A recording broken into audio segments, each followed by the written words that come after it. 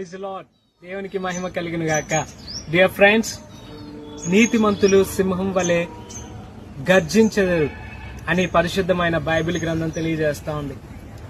ఎవరైతే యేసుక్రీస్తు ప్రభువారి యొక్క రక్తం ద్వారా కడగబడతారో వారు నీతిమంతులు అవుతారు. ఎవరైతే యేసుక్రీస్తు ప్రభువారిని అనుసరిస్తారో వాళ్ళు నీతిమంతులు అవుతారు.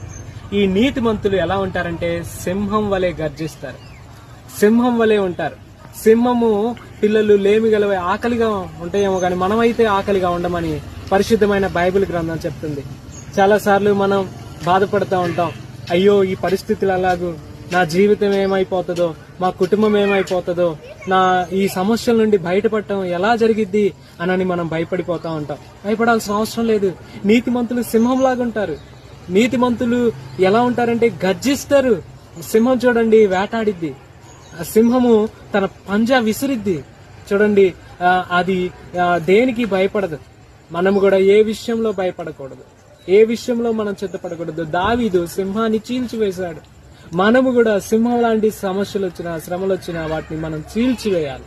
మన జీవితంలో మనము నీతి కలిగి ఉన్నాం, బైబిల్ని నమ్ముకొని ఉన్నాం, యేసుక్రీస్తు ప్రభువారిని అనుసరిస్తున్నాం. మరి ఆ విధంగా యేసుక్రీస్తు ప్రభువారు చెప్పినట్లుగా మనం ధైర్యంగా ఉందాం. మన జీవితాలను యేసుతో అనుదినం గడుపుదాం. Praise lord.